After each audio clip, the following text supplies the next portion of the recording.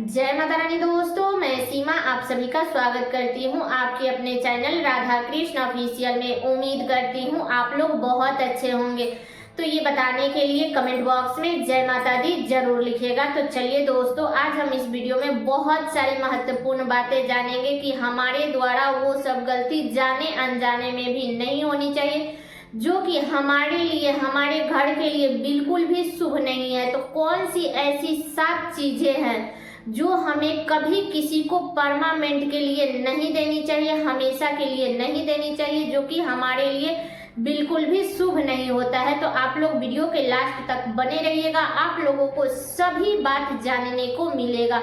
और दोस्तों, अगर आप लोग चैनल पे नए आए हैं तो चैनल को सब्सक्राइब कर लीजिए और वीडियो को लाइक कर दीजिएगा, क्योंकि आपके एक लाइक से मुझे बहुत ही मोटिवेशन, हिम्मत और प्रेरणा मिलती है। इसलिए वीडियो को लाइक तो जरूर ही कर दीजिएगा। तो चलिए वीडियो को शुरू करते हैं और जान लेते हैं सभी महत्वपूर्ण बातें। तो सबसे पहली चीज है कि हमें कभी किसी को भी परमानेंट के लिए अपने घर की दिया नहीं देनी चाहिए। चाहे वो दिया हो, लैंप हो, लालटेन हो, मतलब या छोटा दिया हो, किसी प्रकार का दिया हमें कभी किसी को परमानेंट के लिए नहीं देनी चाहिए, क्योंकि दिया जो होता है ना, वो साक्षात लक्ष्मी होता है। इसलिए हमें कभी किसी को दिया नहीं देनी चाहिए, ठीक है। बहुत सारे गांव में होते हैं ना लोग कि जो शीशी आती है उसी के ढक्कन में छेद करके और दिया बना लेते हैं। तो हमें उस प्रकार का भी दिया कभी किसी को नहीं देनी चाहिए, इस बात का ध्यान रखिएगा, जो कि हमारे घर के लिए बिल्कुल भी शुभ नहीं होता है। बहुत सारे लोग छल से भी मांगने के लिए आ जाते हैं कि आपके घर में दिया है, एक्स्ट्रा बना करके रखी है तो आप मुझे दे दीजिए, लेकिन हमें ये गलती नहीं करनी है, हमें दिया नहीं देनी है। पहली बातें क्लियर हो गई। दूसरी बातें हैं कि हमें कभी भी अपने इस्तेमाल किए हुए, चाहे वो चूड़ी हो, जेवर हो या शादी का जोड़ा हो, हमें परमानेंट के लिए किसी को नहीं देनी चाहिए। अपना उतारा हुआ चूड़ी भी किसी को नहीं देनी चाहिए। हाँ, आप 10-5 मिनट के लिए, 1-2 दिन के लिए पहनने को दे दीजिएगा, लेकिन परमानेंट के लिए मत दीजिएगा, ठीक है। तो चूड़ी तो ऐसे मतलब अपने घर फैमिली में जैसे सास है, जेठानी है, तो वैसे आप लोग दे सकते हैं, लेकिन बाहर किसी को मत दीजिएगा, ठीक है। और शादी का जोड़ा तो हमें किसी को भी परमानेंट के लिए नहीं देनी चाहिए, जो कि बिल्कुल भी शुभ नहीं होता है। बहुत सारे लोग बोलते हैं ना कि अब शादी हो गया, अब इस जोड़े का क्या करेंगे, हम किसी को दे देंगे। तो हमें उसको संभाल करके रखनी है, कभी किसी को देनी नहीं चाहिए, इस बात का ध्यान रखिएगा, ठीक है। तो दूसरी बातें क्लियर हो गई। तीसरी बातें है कि हमें कभी भी अपने बेटी के विदाई में कैंची, अचार और मिर्चा कभी नहीं देनी चाहिए। इससे रिश्ता में खटास आता है।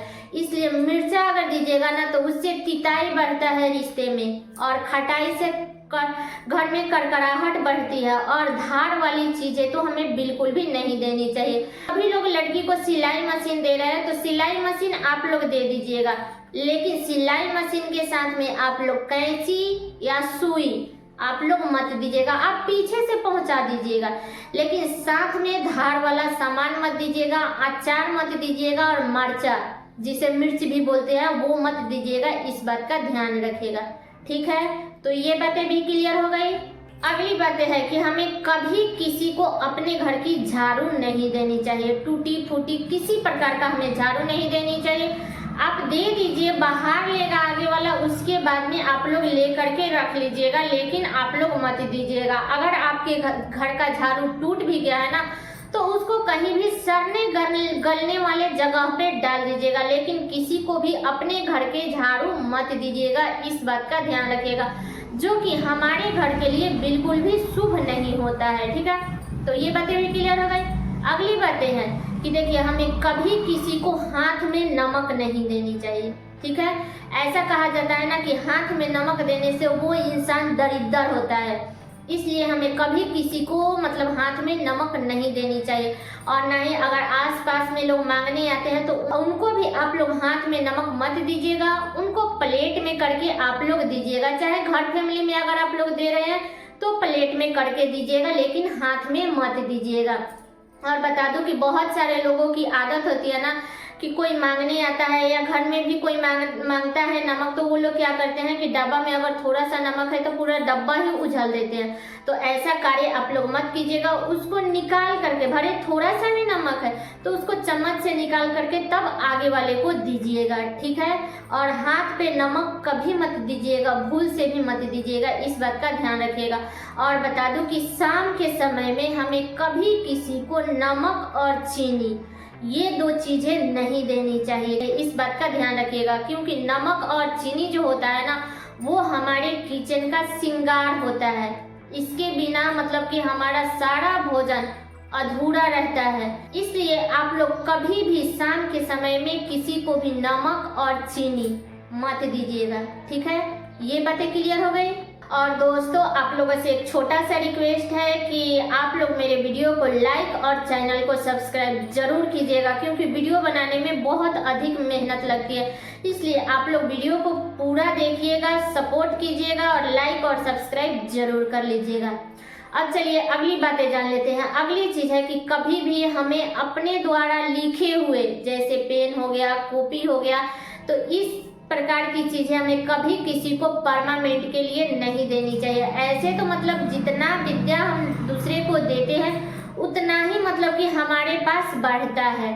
लेकिन देखिए, अगर आप देना चाहते हैं तो आप लोग बाहर से खरीद करके दे दीजिए, लेकिन अपने बच्चे का लिखा हुआ या खुद का लिखा हुआ आप लोग वैसे चीजों किसी को भी मत दीजिएगा, ठीक है। तो ये सब अच्छा नहीं होता है ना। आप कहीं से बाहर से अगर सामने वाले को अगर कॉपी, किताब, पेन की जरूरत है तो आप लोग बाहर से खरीद करके दे दीजिए, या जिस पे नहीं लिखी है वो दे दीजिएगा। लेकिन खुद का लिखा हुआ और बच्चे का लिखा हुआ, ये सब चीजें आप लोग मत दीजिएगा, ठीक है। हाँ, किसी को अगर जरूरत है तो आप लोग दे दीजिएगा, वो भी मतलब अपना लिख लेगा, लेकिन फिर आप लोग ले लीजिएगा, परमानेंट के लिए नहीं हमें देना है, ठीक है। और बता दूं कि ये जो 7 चीजें हैं ना, वो हमें कभी किसी को परमानेंट के लिए नहीं देनी चाहिए। अगर किसी सामने वाले को जरूरत है तो दीजिए, लेकिन फिर अपना वापस ले लीजिएगा, परमानेंट के लिए मत दीजिएगा, ठीक है। तो सारी बातें क्लियर हो गई। उम्मीद करती हूँ कि आप लोगों के लिए वीडियो बहुत ही उपयोगी होगा। तो ये वीडियो मेरा यहीं तक का था। कैसा लगा ये वीडियो आप लोग कमेंट करके जरूर बताइएगा।